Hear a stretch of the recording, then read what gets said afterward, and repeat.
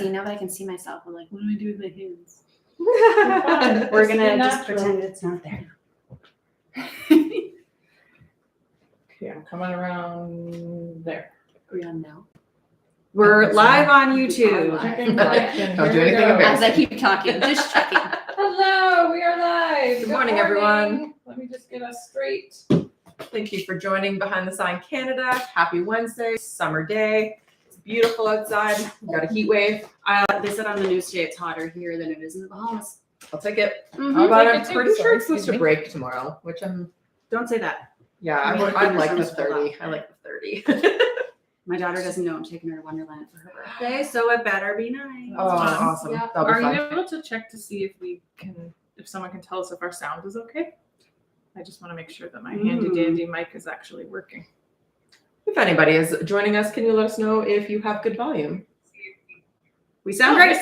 Perfect. Living your life. Thank you. So welcome everyone to part 3 of our first time homebuyers mini series, getting to closing day. Up until now, we discussed first all things financing. Then we went house shopping in our last episode, and we're going to assume at this point that we have a firm agreement of purchase and sale in place. And now we need to pass it off. And our lovely guest today, joining us back again, Carey Allen from Stutz, Brown & Self Professional Corporation here in Orangeville, dear friend of ours, and has been a guest on a prior episode, is going to help guide us through answering some of the questions that we thought first-time homebuyers might have and kind of give a better understanding, even for people buying and selling again. I was just going to say. Yeah, it's always kind of a mystery that this package gets handed off and then you get a phone call that says, come and sign the paperwork. So we want to dig around and find out what happens on your end. So we'll get to that. I feel like it's one of those things like us. All we do is open a door and all you guys do is just hand over documents. That's what people think. So we're going to break that. Something like that. Right. We also, with the holiday weekend, our market stats our report isn't out ready yet. So we will follow suit with what we did last month and do a separate post following today's episode and kind of give you an update on what's happening in the market locally at that point. And for time consideration as well, that'll help us kind of get into more detail about our topic today. So I think Sarah was going to start. Yeah, so we're just going to kind of how your introduction went there. We're going to jump off from where we were before. So we're assuming that we already have a firm deal. We are a first-time home buyer. We've never done this process before. We have no idea why we're going to a lawyer. So we're going to go from your basic start from the beginning. We've got a firm deal. What happens now? So assuming that your realtor takes all of the documents, they send it to the brokerage, the package gets prepared, and it's now sent off to an office. A lawyer's office. How is somebody going to go about picking a lawyer? Like, what do you advise someone to look for in a lawyer? Are they just looking for the cheapest? Are they looking for someone that's local? Like, what do we want to look for in a lawyer? Yeah, I mean, I wouldn't say look for the cheapest, but I would say figure out the cost, because it's certainly not something that you want to be surprised about down the road. So I don't think that there's any harm in phoning around if that's what you'd like to do, so that you have an idea of cost and where a lawyer kind of falls into that mix. I would say that a law office and a real estate lawyer is not a commodity. So to choose a lawyer based solely on price is probably not your best option. I mean, I've recently been looking for a roofer, and I'm not so inclined to hire the cheapest roofer, but rather the roofer that will fix my roof so that it's not leaking 6 months from now. And I think the same can be said of a lawyer. I would say use referrals. Is probably my top suggestion. Before I was doing this type of work, when I was looking for a lawyer, I mean, my instinct was to ask a realtor, who would you use? Typically, we would give the 3 referrals. Absolutely. That makes sense, yeah. Because you have much more experience dealing with real estate lawyers and how things function on closing than the average home buyer who buys 1 to 5 properties over the span of their lifetime. So whether it be that you say to mom and dad or brother and sister or a close friend, who did you use and did it go well? And then you follow that recommendation, or whether you ask your realtor. But I would say a referral of a positive experience would be something that I would base my decision on, much more so than price. Right. Okay. And anything to like warning signs, something you should look for and be like, oh, wow, don't do that. Like, what are the negatives of a lawyer? Like, is there any way to find out negatives about a lawyer if you don't have that referral basis? I don't know the answer to that. I mean, Like, you know how doctors have Yes. that thing where you can They're- like go on the Right by ranking? doctor. Yeah. I think in theory, yes, but I mean, I've seen one ranking site ever with my name listed on it, and it is from 12 years ago when I was Perfect. practicing a completely different type of law in Yeah. a completely different community. So Okay. take that for what it's worth as far as a recommendation goes. Right. So Yeah, I mean, referrals is your best route. yeah, you Okay. could certainly call around and you could base it on price, but I think especially if you're buying in a community, if you didn't know anyone in the community, like when I have clients who are moving out east or out west, my suggestion is always ask your realtor, because if you don't know somebody there, if you do live in the community and know other people, then just ask someone for a positive experience or frankly for a negative experience and steer clear of that person. And are Right. you looking for a lawyer based on where you are currently or where you are moving to? With technology being as it is now, my suggestion would probably be to use a lawyer where you are going. Mhm. There is nothing that prevents you from using one lawyer. I mean, provided that where you're buying and selling is all in Ontario. There's nothing that prevents you from using the same lawyer. So if you were selling a property here and you were buying a property up in Sudbury, you could use a lawyer here to do both transactions, and there's nothing that prevents Mhm. that. Mhm. And lots of lawyers will do that for you. But I do think, much like there's benefit in using a local realtor, there is benefit in using a local lawyer. Mhm. Just small nuances, right? Like every town has a different mechanism for how do they work the final water meter reading, Right. or taxes and utilities and different things. So there is some benefit to using a local lawyer, I would suggest, especially if you're purchasing in cottage country, where somebody who has a lot of experience with waterfront properties and all of the rights of way to get into cottages without road access and that type of thing. So I do Good think point. that there's benefit in using a A local local lawyer person. if Yeah. you can find one. And what about physically signing?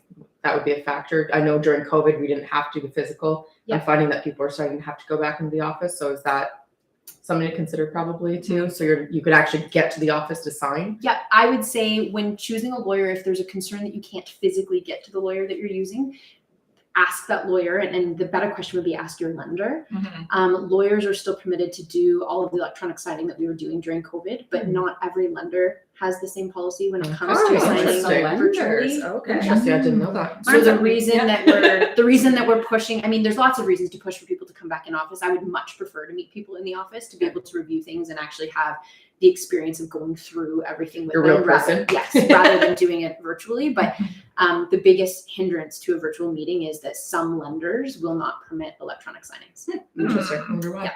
Good to know. Well, I think that wraps up how to choose a lawyer. So I think moving forward, we're going to go over Jacqueline. So there tends to be a lot of confusion. So generally what happens is our offices, once you have a firm deal, they'll put together what we call a lawyer's package. Mhm. So they write a little letter to the lawyer explaining that you are going to be representing either the seller or the buyer. Hopefully we get it right. It got mixed up when we got one sent to Carrie the other day, but so they send a package off to Carrie along with all of the documentation related to your sale. So as soon as it gets sent over to you guys, yeah, what happens from there? Because That's when there's the magic begins. there is like from a client's perspective, there's a huge nothing is happening. Yeah. Yes. Yeah, and that gap, if that's where you're feeling, especially for a first-time home buyer, would be my advice. There's nothing that to suggest that you have to wait for the lawyer to reach out to you. Admittedly, we're operating, and not all offices the same, but we're operating to the closing date. Right. So if I have a file come in tomorrow and the closing date is not until October, I'm not necessarily moving at the same pace with initiating documentation as I am if I have a file come in tomorrow and it's going to be closing at the end of July. Mhm. So if there's a large gap of time between when the file comes in and when the closing date happens, that doesn't mean we don't open it. It doesn't mean we don't look at it. I mean, when I'm getting those documents, we're immediately opening the file. We're immediately looking at it to see if there's any flags that we need to raise or any issues we note off the top that we want to deal with sooner than later. Mhm. If we don't notice any issues, then it kind of sits in a wait pattern for a window of time until we start moving on it. If during that window of time you're thinking, what is happening? Phone. So would is be it my advice, or email. what is like the common courtesy? Because I guess we'd say the biggest one is like they never called me. it's been a month since, we firmed up the deal and I haven't heard from my lawyer. Yeah. Is there a typical point where you will reach out and be like, hey, you picked me as your lawyer. I'm Carrie. Yeah. Just wanted to let you know I Yeah. have your documents Yeah. and I'll be in touch again later. Like, is that a normal I thing, can't. or- I can't speak for everyone's For office. yourself. For our office, yes. I mean, we have an initial package that does go out, but the timing on that, like I said, to some extent, will depend on when is the closing date, because we do need to be sure that the dates that are coming up sooner are being opened more quickly. Right. So it's not necessarily like a first come first serve. I don't want to suggest it's like a triage where things are more important. It's not that, but it is like if your But date they is are, closing, The right? scheduling. Yeah. Yeah. and then yeah. then I have to get the stuff moving faster for the things that are coming up faster. Right. And that's why I would just say that doesn't mean it's not open. It doesn't mean we're not looking at it, but you might not hear from us right away. And if that's giving you any sort of anxiety or what's happening or are they looking at the file, you initiate the conversation. Right. But the Okay. conversation is just going to be like, yep, nice to meet you. Yeah, I have all your documents. Yes. Everything's looking gravy until we do title search. Right. Which leads me to the next question. Really kind of the first thing that we note as a milestone once it gets handed over would be the title search deadline. Mhm. Do you want to let everybody know what that is, what you look for, red flags, that kind of thing? Yeah. So when we do a title search, so just as far as the process on our end, I mean, before that title search happens, there certainly is some initial communication with the client. The other thing I would suggest is check your junk mail, Mhm. because Oh, often yeah. that initial communication is not coming from me specifically, but rather someone else in our office. Mhm. And so you'll just want to check the names. I think sometimes I get the feedback of, we haven't heard from you, and we certainly have sent messages, but they're not coming. It doesn't say Carey Allen. Right. It will say the real estate clerk who's assigned to the file will be sending that message. So keep your eye open for messages coming from other staff members. But that initial communication will lay out some of the steps you've talked about what do you need to do and what kind of things does the buyer need to get in place, while we're then working on things on our end. On our end, one of the first things that we do is the title search. Can we explain what the title search Yes. is? So we're going on to the land registry office. We're searching what is on title to the property. Okay. So it will give us a description of the property. It will confirm the names of the people that own the property and how they hold title. We're going to match that up with what's on the agreement of purchase and sale to make sure it's the same and that there aren't any surprises there. We're going to match up that property description to make sure it's the same as what's on the agreement of purchase and sale. And then we're going to look for any sort of registrations. So this is to make sure that A, we're selling the right house. Yeah. Yes. And B, that the people selling it have legal right to sell it. Right. Yeah, and where you see that, I mean, it comes up all of the time, but where you see more often the errors in that kind of initial search process, a lot of times with condos, for example, where people will own a condo, they'll sometimes it'll be the wrong condo that's been registered to a person, Mhm. or perhaps when it was transferred the last time, they transferred the condo unit but didn't transfer the parking or the storage locker that might have its own identifying parcel number. So that's kind of that initial step, is who owns it and what are we selling. Right. Then we're looking at what registrations are on title, if any. So registrations, when we say that, we're talking about mortgages. So there will be likely for most people pre-existing mortgages for the people who own the property now that will need to be paid out and discharged on closing. We're looking to see, are there any restrictive covenants? So is there anything that's been registered on title that dictates the way in which you can use the property? Right. In newer subdivisions, for example, you'll see restrictions that say that signs of this size can't be posted, or billboards of this sign, or you can't have a satellite dish, or you can't have a clothesline. Mhm. Those types of things. In the township of Amaranth, we very often see fencing agreements Mhm. from when properties were originally subdivided that would suggest that you could at some point be called upon to fence your lot. And of course, there's a cost involved in that. Oh, I never knew that. Yes, yeah, Interesting. they rarely enforce them, but they're out there. Really? That's so funny because Melancton's the opposite. We're Yeah. so lax. You don't have to do anything. Rights of way, like, so if for example, you had a shared driveway with your neighbor, you might see that there's a right of way in favor of your neighbor that's registered on there, or an easement in favor of your neighbor to use a portion of your property for some reason. Yeah. So those are the types of things we're looking for. If we flag something that's out of the ordinary, you would hear from us at that point. And that would include liens on the property or any other things like that as well. Permits. Permits. Yeah. To some extent, yeah. I mean, liens on the property often these are things that are happening behind the scenes, right? That if I find a lien or I find a mortgage, or let's say there's a legal aid lien because somebody is going through a separation and they have used their home to secure legal aid funding. I'm not necessarily reaching out to the buyer to say, hey, this is on here, because we're inciting panic for no reason. Yes, I'm reaching out to the seller's lawyer to say, this is on here. Can you get rid of it? Right. And as a matter of course we do. So there's a lot of that's happening behind the scenes that the buyers and sellers are never really necessarily aware of. So they are working. Yeah. They're just trying to not cause panic. Right. There's already enough in your life. You're trying to move. Yeah, I saw a meme recently. It was like, it turns out that being a lawyer is just taking on other people's anxiety. That's true. Yeah. It's like, that's 100% true. So there is a lot of that happening where we're managing what is on title, and very rarely something will come up where we will reach out to you to seek your instructions because it is something out of ordinary, or even something like a fencing agreement. I would bring that to a client's attention just so that you know it's on there.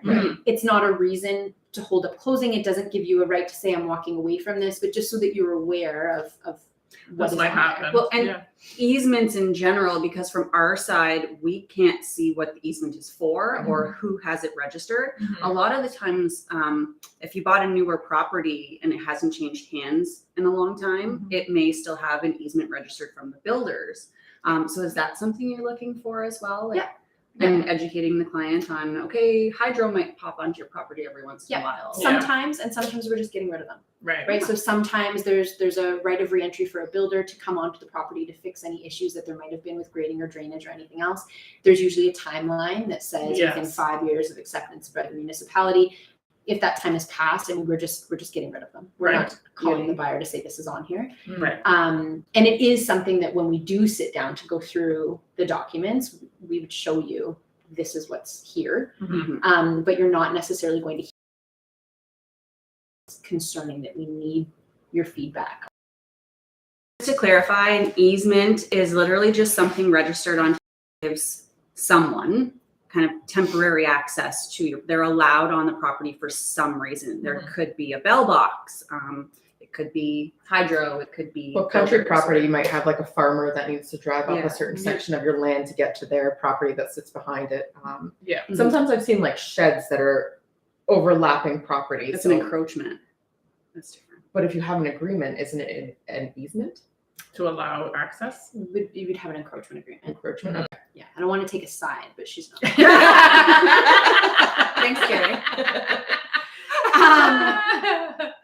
And some of them are super minor, right? Like you'll have in new developments, they even have easements literally for the movement of water, like surface water. Right. Because the way that they've structured the drainage pattern, right, that your neighbor's surface water is going across your lawn in order to get to wherever they've got that holding pond set up. And so there'll even be an easement just permitting the water to drain across your property. I have some of those too. Yeah. Which is something that's never going to impact you, but you see when you see the property description, you see ST, which means subject to, and you think, oh, what is this?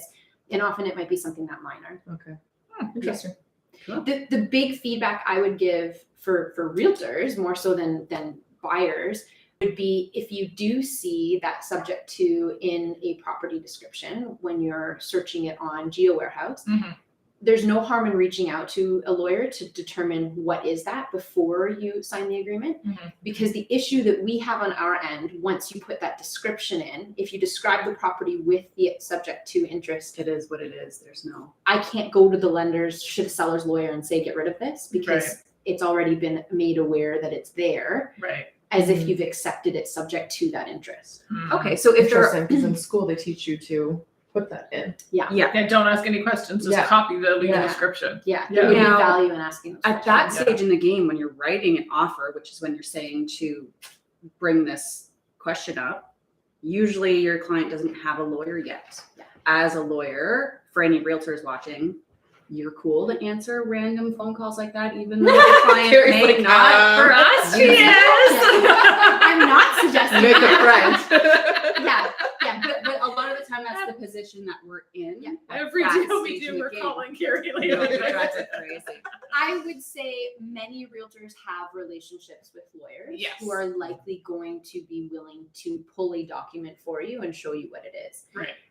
Don't abuse this. Yes, Yeah. don't abuse That this. doesn't mean that every lawyer would do that, and it doesn't mean that any lawyer would do it for every realtor. Right. But I think most realtors do have that relationship. It also, even if you didn't, it may be worthwhile for the minimal cost that could potentially be passed along to your client. Yeah.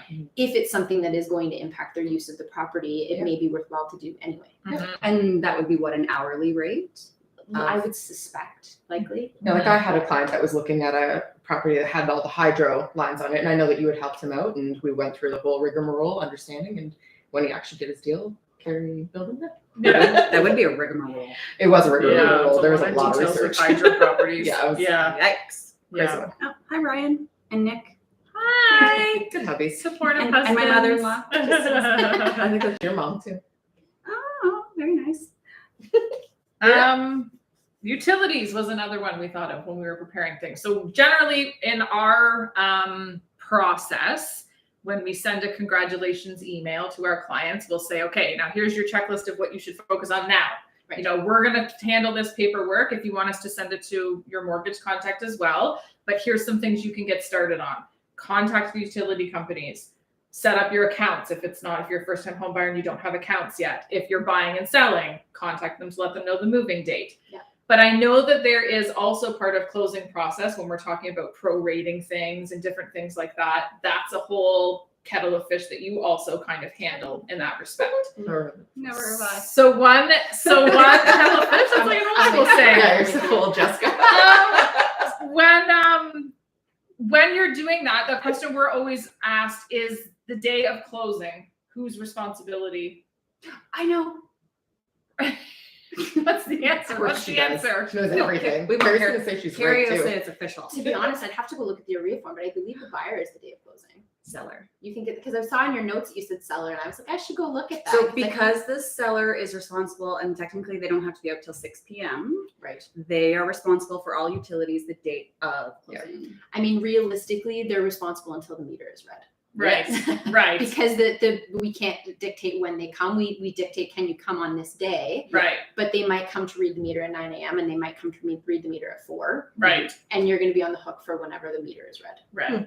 There's the When technical you're talking answer. about taxes and things like that, do you Oh. generally do, like, how do you do It your auto calculation? calculates it for me. Oh, yes, let's see these secrets we're learning. Yes, I know. we're learning something. I would truth be told, all of these years later, because it's been so long since I've looked, I would have to go and look. Because I thought the opposite of you, and so I'd have to look. We can We get can back settle this to debate. Follow Let's up. settle this debate. But it auto I'm calculates right. it for us. We put the yeah, I believe her. We got a She real- says it we got strongly, real like she's content. looked. Like, So I'm yes. with her. I'm not going to say you're wrong. I kind of have her back on this Yeah. one, Carrie. Sorry. You sold me out in the last one, so I got her I this know. one. But yeah, we calculate it. Right. Is the answer to the question. So you're 100% right. So once you have the agreement, I mean, ideally you're getting in touch with the utilities companies to let them know this is the date of the move. And the reason for that being that way they can come to schedule to do that read Mhm. on the final day. You provide them with your forwarding address and they will come and do that. As a first-time home buyer, obviously it's so that there's no interruption in service. Yeah. So that when you get there, you have the account set up and they can start billing you from that day Your forward hydro and- or the next yeah. day forward, depending on where this lands. Yes. Yes. So So personally, like Yes. my instructions always say you set up for the date after closing. Because I also usually, and we talked about this in our last episode, Mhm. recommend my clients don't even try to move that day anyways. Try to move Yes. the following day. Mhm. We'll get into We'll that. get into that. Yeah. But yeah, we've always been taught utilities are the day after because seller is the first day. But the pennies and nickels and dimes, I guess, are That work out later in the Yeah. lunch. Yeah. Yeah. So set those up would be the first thing. Also insurance. You'll want to set that up. I would suggest setting that up sooner than later because that's one of those things that you do sometimes run into issues with. It's also depending on the insurer. They're looking for a lot of information that we can't necessarily get in a blink of an eye. Yes. Me too, yeah. And I don't want to be going to the condo on the closing date to look at the fuse panel to figure out how many amps it is and whether you can or cannot get insurance because you're out of town. So if Yeah. everyone could Yes. coordinate that Yes. early, that would be helpful. So if you were to put like a deadline on it from your perspective, like no later than how long before closing would you want all the utilities figured out? I mean, and they transfer relatively easily, and most of it is online. So realistically, if you were doing it a couple of days before closing, there's no harm, no foul in that. But I would say the sooner you do it, the better. Yeah. The utilities are not something that are going to cause you trouble, but certainly because it can be switched so quickly, but certainly your insurance, I would say is priority one Almost after get on the horn as soon as you have a firm after your agreement. mortgage. Like Right. tee up your mortgage, tee up your insurance, and then worry about the utilities, because the mortgage Frequently, and the mortgage insurance, company needs that insurance certificate too. we do need it. Yeah, So I yeah. cannot spend the bank's money Right. on buying your new home unless I have proof of insurance. There you go. So Yeah. proof of insurance will 100% hold up your closing if you do not have it. And depending on the property, it could be an issue, like especially rural properties, agricultural properties. I've had Or older people properties. get into Yeah. trouble with those. Anything built in the 70s? Anything that says fixer upper on the Yes. on the Yes, listing. yes. Yeah, so the utilities are important, but they are something that could be turned around quickly if need Right. be. I would say the insurance is a bigger piece of that puzzle, because you can't close without it. But as far as your question about proration, we don't prorate the utilities because they do transfer. There's nothing that transfers with the house. Right. So if the previous owner had an outstanding hydro bill, for argument's sake, that follows them. It doesn't come with the house, and it's not something where hydro would take our instructions. So it is something that each buyer has to be responsible for. We'll often hear people saying, well, my mom and dad said you'd set it up, and that might have been true 20 years ago when mom and dad purchased their home. Mom Right. and dad. Right. Mom and dad Yes. are very helpful. Yes. Things change Yes. quickly. And I cannot set up your utilities. So it's not because I don't want to do it for you. It's because I can't. So it is Privacy something. laws, did that change it? Yeah. So it is something that needs to be done. The only exception to that is fuel. If your home is powered by propane or oil, we do tee up the propane and oil. So And on property closing, that's a good one, because as a seller, they are supposed to provide a full tank typically. And Yes, unless permit there's them? an agreement to the contrary. Mhm. So there will sometimes be a circumstance where the buyer is planning on tearing out the oil tank, Mhm. and they will say to the seller, please don't fill it, Yeah. because I don't want to tear out a full oil tank and I don't want to pay for your full oil. But that would be the exception to the rule. The typical rule of thumb is that the sellers fill it and then the buyer credits the seller with a full tank of oil or propane. Now, is that something because typically we don't put a clause like that in for a rural property. Is that something you would like to see as a lawyer? Like just clarify who's paying it? No? No, Perfect. no, I would say that when we see subject to usual adjustments, that your That is- tax and your oil and your propane are usual adjustments. Right. Okay. I wouldn't be worried about that. The only thing would be rentals. So if the propane tanks or the oil tanks are rentals, those sometimes get forgotten. Everybody remembers the hot water tank and sometimes the furnace. But very often the propane tanks and the oil tanks are rentals, and we forget to include those. So that I would just suggest those get added in your assumed rental section Right. if that's the intention. Right. But otherwise there wouldn't need to be any reference Okay. to the actual Good fill. to know. Because even if it's written in, and this is something I've gotten into a debate with other agents before, even if it's written in as a rental, if it's not, it's fine. Yeah. Right. Yeah. If it's Yeah. not a rental, you're just not assuming a rental. Mhm. So it's not like So it it's costs better us to this be big legal in than hubbub. not. Yeah. Yeah. Yeah. Or you'll often see that people will put hot water tank if rental in Yes. brackets. Yes. And Yeah. that does the trick. You taught me that one. Yes. Yeah. I'm winning at Yeah. life today. She's got all the answers. Ideally, we know, because something like a hot water tank can actually be pricier than people might expect. Yes. So, often you're looking at $40 to $50 a month for a high efficiency hot water tank. So, ideally, we know if it is or is not a rental. But yes, there's no harm in the if rental and just cautioning the buyer that if it's a rental, they're going to be on the hook for this amount. Right. Yes. But from a Figure it budgeting out. perspective, ideally, we know. So we know. Yes. Yeah. Usually, and that's usually a conversation we ask if we like in the heat of the moment, we maybe use that, but then in the process afterwards, you get clarification as to how much it is and whatever. Yeah. Okay. And property taxes, to your question, yes, we adjust for that too. So we will take care of that property tax adjustment. For sellers, I know we're focused on first-time home buyers, but for sellers, the important thing about property tax adjustments, what I cannot do is pre-cancel a pre-authorized payment plan.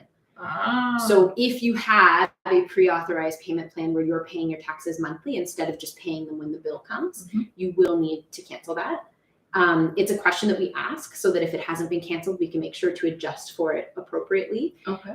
But sometimes there's a window of time where if you said to them on the 30th, cancel my pre-authorized payments, they can't cancel it until the following month. So again, the sooner the better, notify them so that we know when is your final pre-authorized payment going to come out of your account. And what does happen from a buyer's perspective, if they're in arrears, like if the seller's in arrears for property taxes? Right. So that is something, again, that we would take care of. It depends on the lawyer. Not all lawyers are obtaining tax certificates. Some lawyers are relying on title insurance for that circumstance and instead just getting information from sellers. In our office, we're still ordering tax certificates to confirm if there's any property taxes outstanding. So if there are arrears, we would get an undertaking from the seller's lawyer to pay out those arrears from the sale proceeds, much like you see happen with a mortgage, so that it's taken care of. If for any reason it was not taken care of, it would be something that your title insurance would step in to rectify. To cover. Okay, that's good to know. Yeah.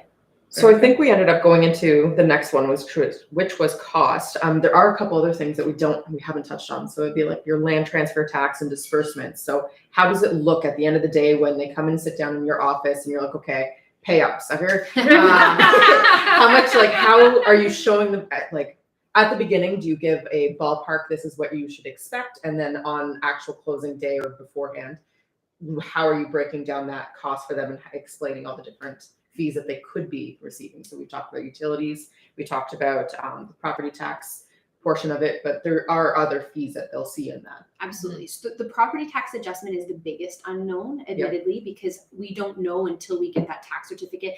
And frankly, even up until the day of closing, depending on what the seller is doing, we don't know how much has been paid. Right. So you might have a seller in the middle of June who has paid their first 2 property tax installments because that's all that has technically been due so far, in which case your property tax adjustment will be relatively small because there's no large overpayment.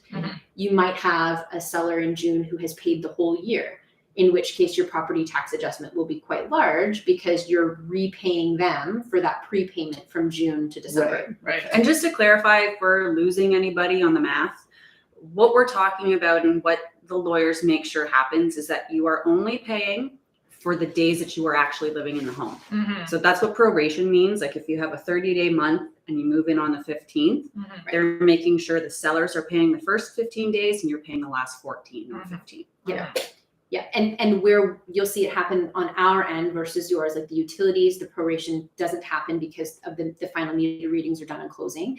But what you'll typically see us prorate for would be rentals. So if there is a hot water tank rental, we calculate how much is this rental over the course of your 1-year rental period, how many days have come and gone, and what's your proportion.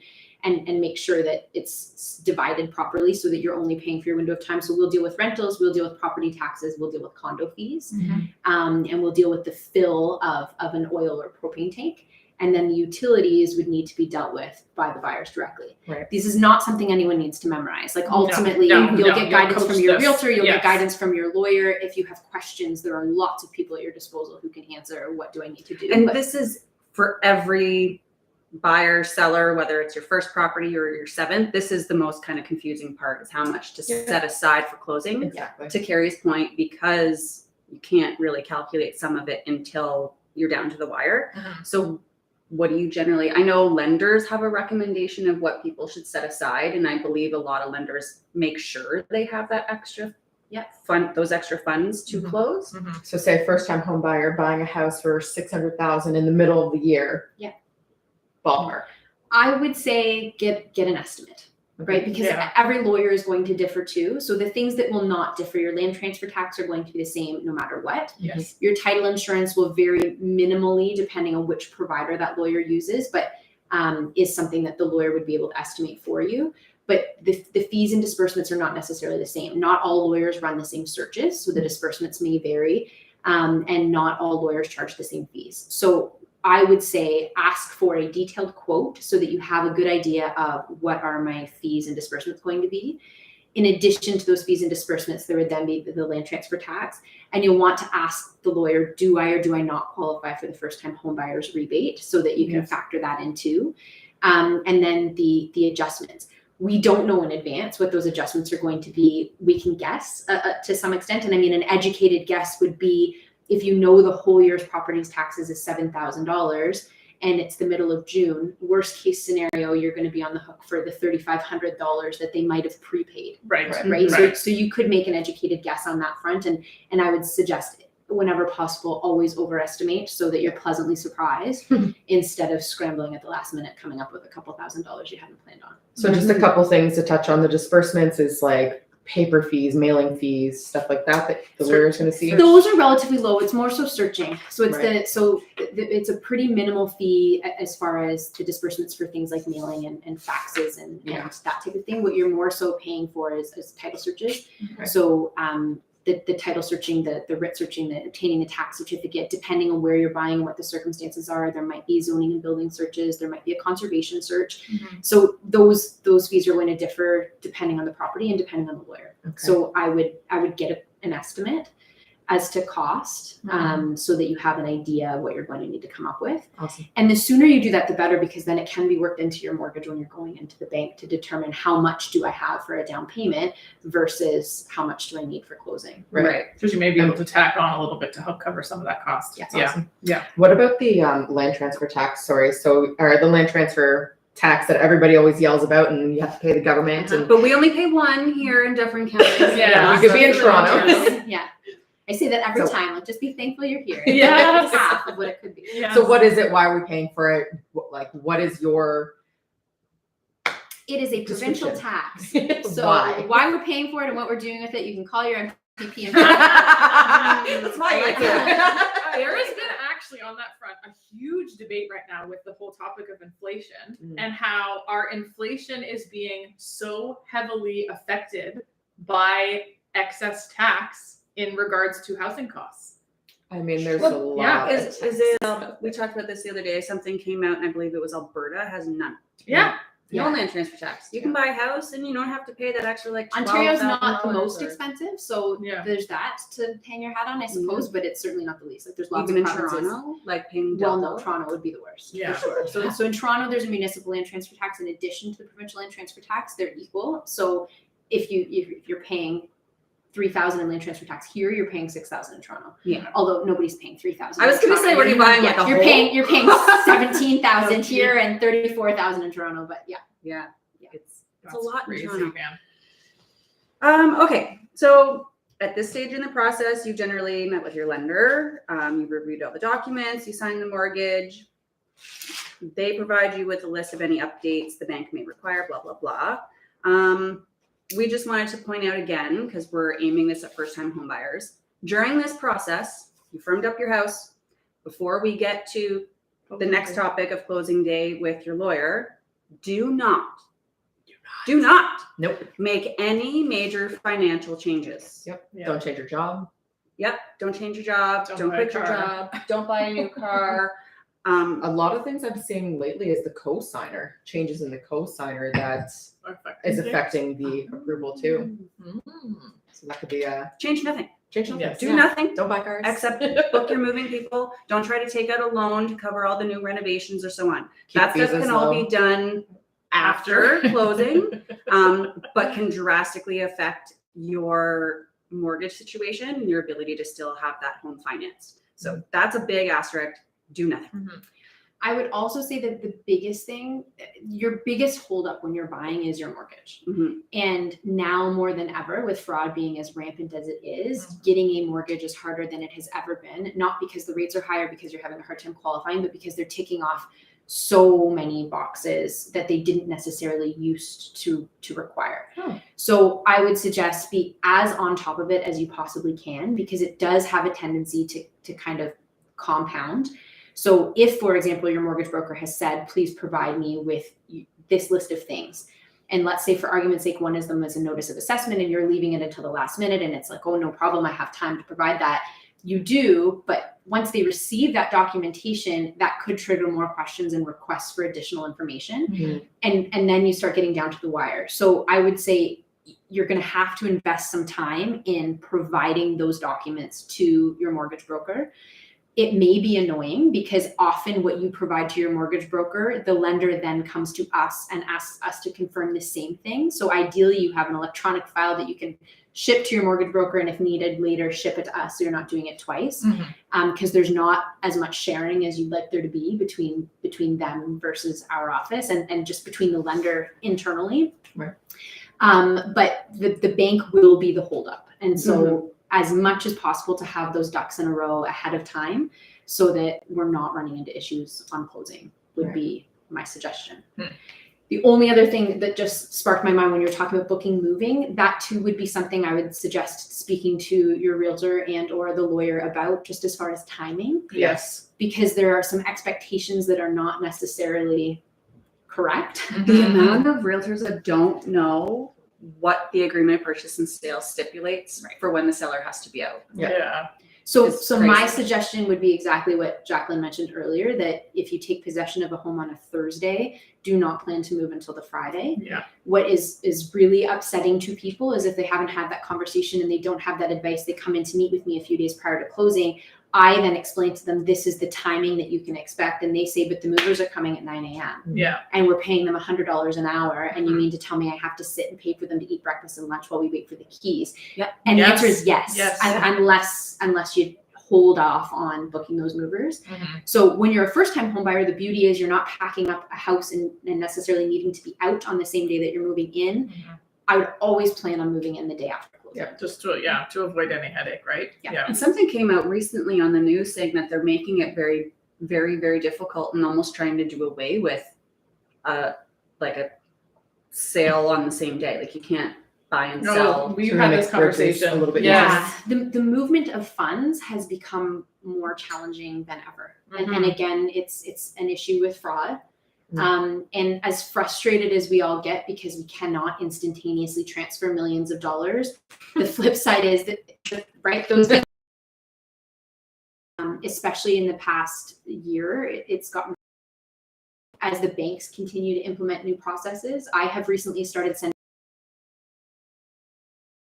suggesting if it's at all possible to spread them out. Yeah. And this is the case we're talking like if you, not a first time home buyer, but if you are a seller and you are selling your home and trying to close on your new home the same day. Mhm.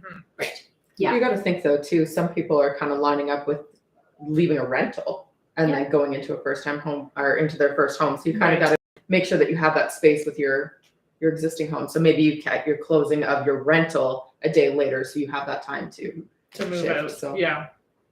Yeah. Yeah, I 100%. I think often people are concerned about some additional cost when you're bridging, or perhaps asking if you can stay in the rental for a couple of additional days, or some relative inconvenience in a circumstance where you're selling and you have to have your stuff sitting on a truck for a day or two before you get into the new home.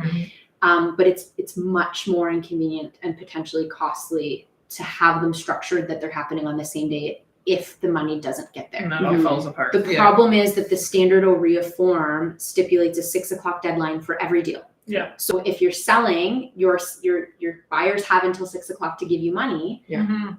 but that means that you don't then have any time to turn around and use that money to buy. Yes. For years, historically, this was a non-issue and things were happening relatively early in the day, but the harder it becomes to move money, the harder it is to make that happen. And becoming more and more dependent on wire transfers as opposed to physically delivering checks or bank drafts because of the security issues with checks and bank drafts.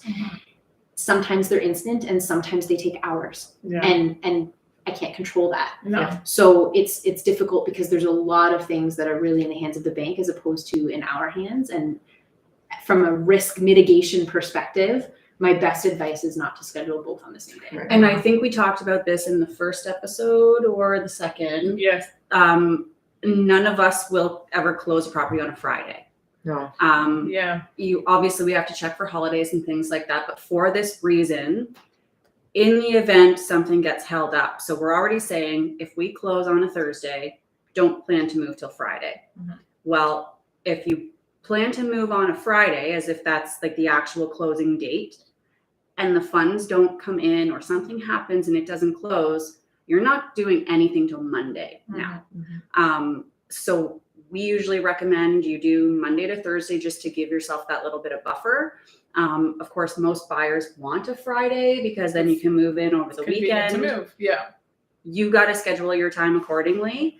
And we'd rather say take Friday off work and move that day and Saturday, Sunday, or whatever the case may be, but it's going to be a lot less headache for you. And you can't offload your truck into the new home, even if the sellers are like, "Oh no, it's fine," until the lawyer angry clients one time because things got a little bit delayed on closing. I was like, I'll ask. I knew the answer, but I was like, I'll ask because you have to follow your client's instructions. But yeah, we got a firm no on that one. Yeah. It becomes very messy. Very. Very messy. I guess well, on the one thing I forgot to mention too, we're talking about scheduling movers. Of if you are a first-time home buyer and it's a condo that you've purchased, we have also come to learn that there is a lot of headache sometimes in scheduling the elevator within the building. So that's something also on your to-do list that we would be warning you of early on the process, because sometimes they need 30 to 60 days notice to schedule. And don't miss that window. So again, talking about booking it the day after closing. Yeah.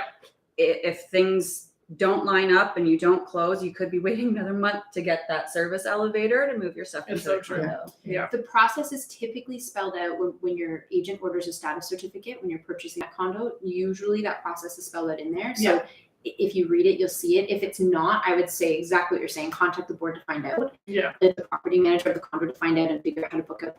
It's not only the need for advance notice, but lots of buildings have rules as far as what time of day it can be done. Yeah. There's Yes. a building locally in town that will not permit you to service the elevator on a Saturday. Yeah. Everybody wants to That move makes on a Saturday. sense. Yeah. Mhm. Yeah. So, and you're going to want to know those things so that you can schedule accordingly. We would also highly suggest, above and beyond for a condo, booking this way in advance, calling maybe a week or so before closing just to make sure they've gotten it right. Yeah.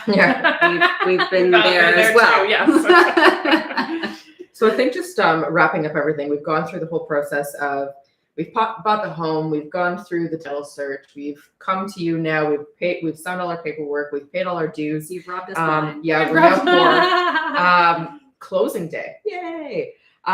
Here's what you're gonna get. So on closing day, you can expect to probably not get the keys until late afternoon, early evening. So don't be sitting there knocking on the door at 9 a.m. They're not going to be ready for you to give you the keys. That's a discussion we wanted to have too, is keys.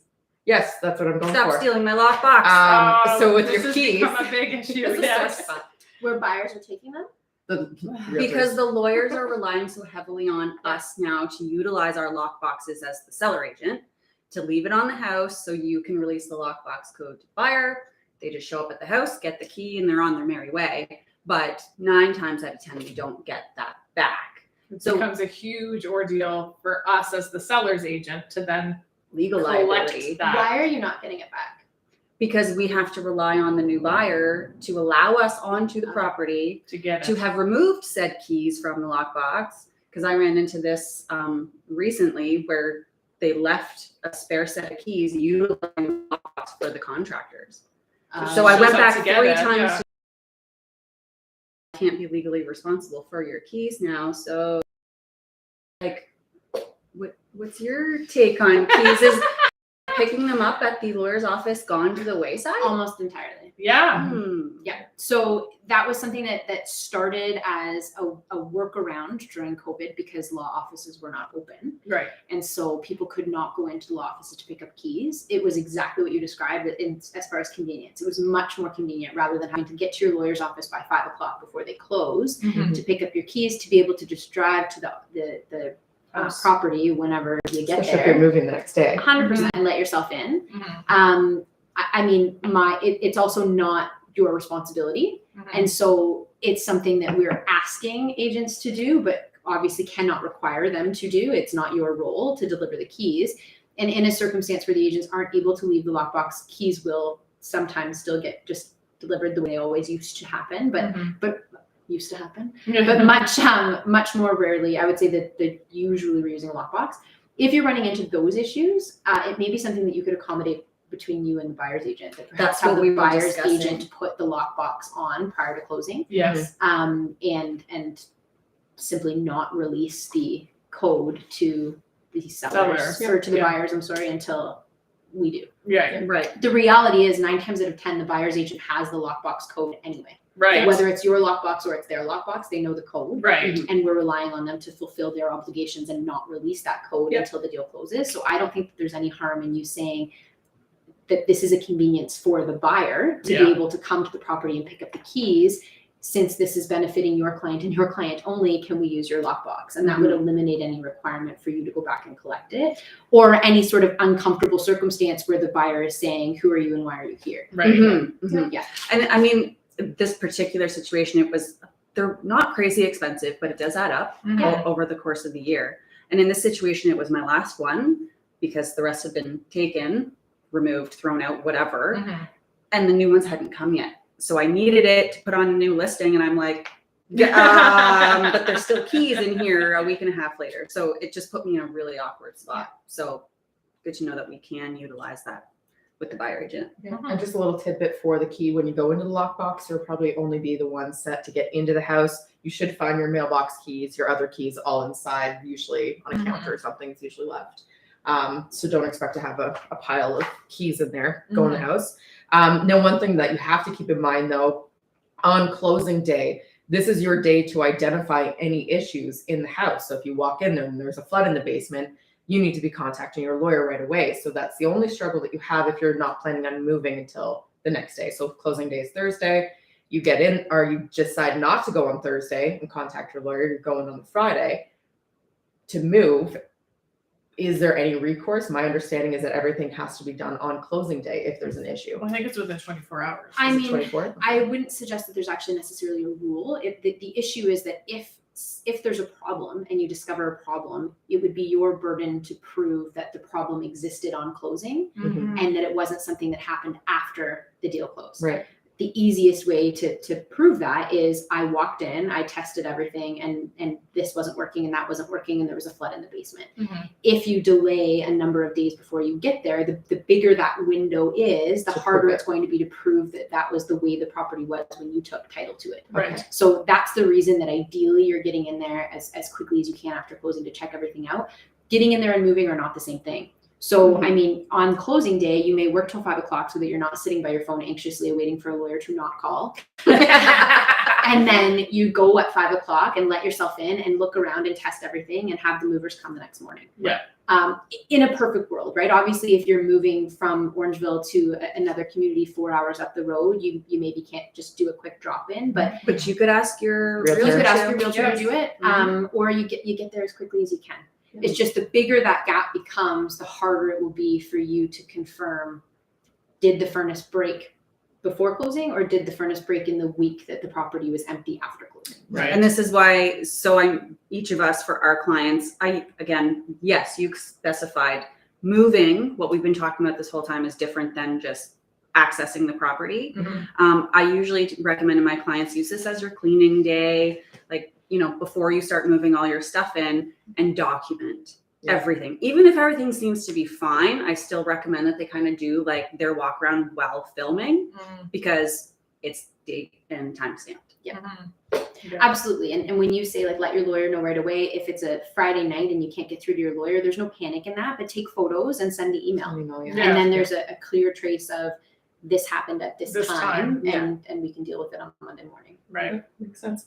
I think we've got 8 minutes left, so we should probably put any last questions in there. We wanted to talk about the very final step of how does transfer title and how do funds transfer?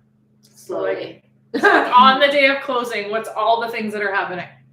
Or is a lot of the stuff done somewhat ahead of time? Well, lots of stuff is done ahead of time. The problem with suggesting that everything is done ahead of time is that the money doesn't move from your lender until the day of closing.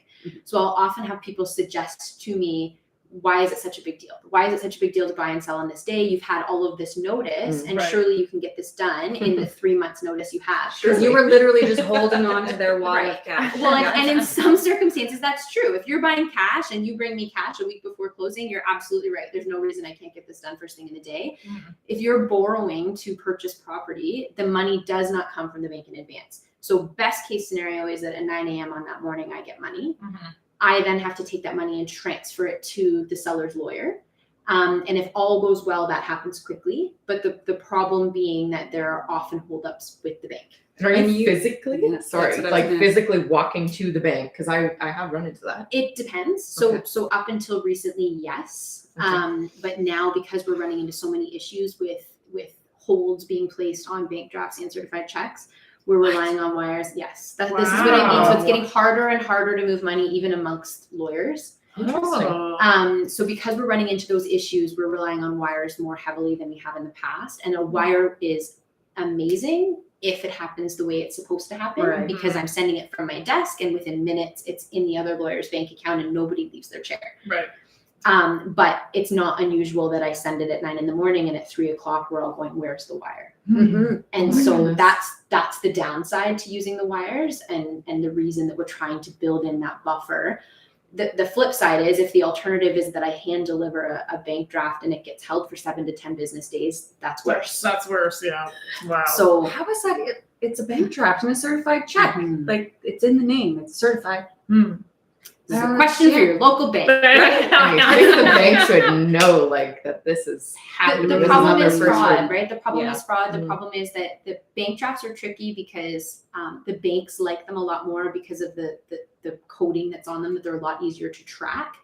But they don't necessarily identify where they're coming from. Mm. So then it becomes a question of, has this been drawn from a client's personal account versus has this been drawn from a lawyer's trust account? Mhm. And if you don't know for sure, then the banks will often hold it. They may even hold it if it's coming from a lawyer that they don't recognize, depending on what other bank or branch has been issued at. They gotta fix this. Right. Yeah. Right. Wow. So Because we have to track that Mhm. for our FinTrack purposes. Yeah.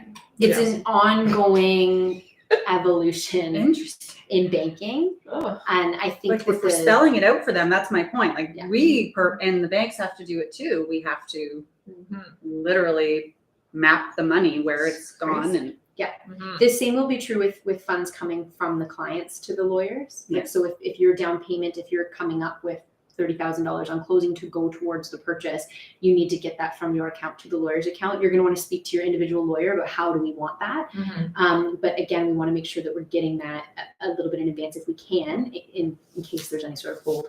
Crazy. And the big thing on that, not only just a hold, but also if you're borrowing from an RRSP, for example, to get that money, Yes. there could be a 2 to 3 week window before that money actually transfers from your RRSP into your account to have it be available to come to our office. Yeah. Mhm. So those are all things that you're going to want to tee up to make sure there's a They're non-issue. ready to Because go. as a first-time home buyer, if there's an issue 9 times out of 10, it's movement of money. So I think in summary, there's a lot that is happening with the lawyer. So especially for anyone that thinks that they can close in like 5-10 days, Mhm. call your lawyer and make sure this is possible. More time is better. Yes. Yes. But yeah, is there any other questions that you guys had? I think so. Think so? covered all of ours. Anything you think that Yeah. you wanted to throw in tidbits? You gave us a Covered lot all? of good I think I info. frightened people enough. No. Thank you for all the tips. A lot of things. Information to is take in. power. Yeah. Awesome. Well, it's been a great show. Thank you so much for coming on. We do have something a little bit different for next month. We're not actually going to do a live show. We're going to just enjoy the summer as we did last year, but we want to do something a little bit special and kind of put a whole, I don't know, collage, like what would this, a montage of Cool. clips of things to do in the summer. So like businesses that we're going to visit, stuff that we've been doing.